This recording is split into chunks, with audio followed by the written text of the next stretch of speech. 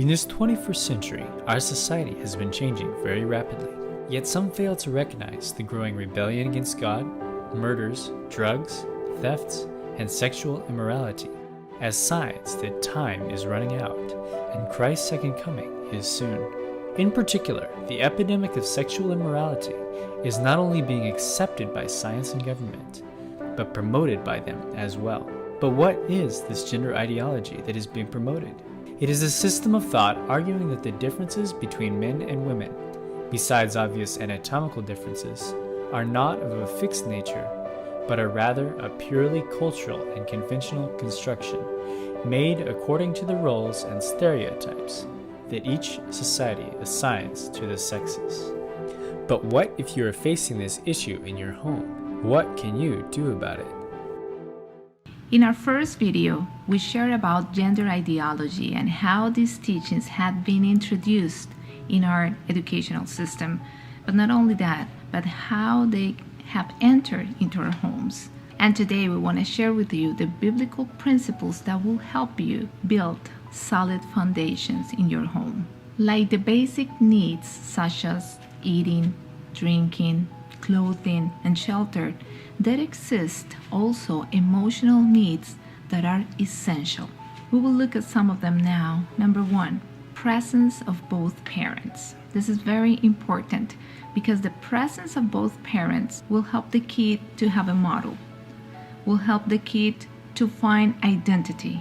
It will find identity, if it's a girl, will find a feminine identity in their mother, and when she sees her father, it will give her guidance, it will give her purpose, it will give her security, as with the boy as well.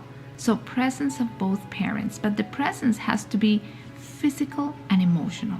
Some parents are at home sometimes, but they are absent. They are in front of the TV. They are all the time in their media, connected with other people, and their kids are by themselves in their rooms, playing video games, watching a movie, playing or talking to their friends. So the presence has to be real. When someone loves something or someone, the quality time that the person invests is really showing love. That's the message. That quality time will be translated into your kid's mind as love, as support. Someone is being there for me when I need it. That also gives an atmosphere of security. Children will be educated by 30% of what the parents say and 70% of what parents do. So that lays a great responsibility upon parents of the things we do when we are in front of our children. Ellen G. White says, the best way to educate children to respect their father and mother is to give them the opportunity to see the father offering kindly affection to the mother, and to see the mother rendering reverence and respect to the father.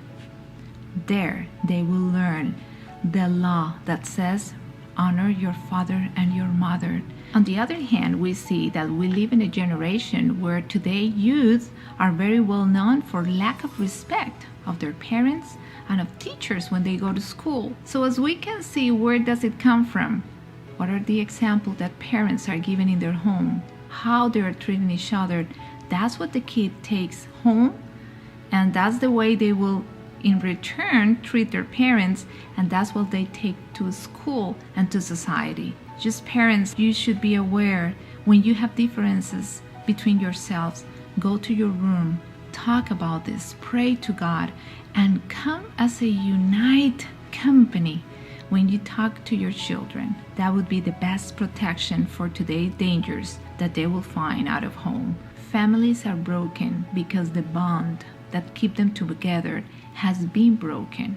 Once they come before the Lord in repentance and evaluating how can they really strengthen the foundation of their homes, they will receive a revelation of the Lord in strength, in power, in prayer.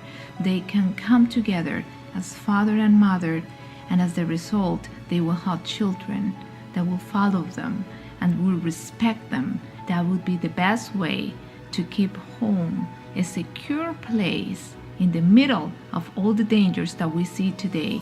But that's the key point that we can share today in this presentation.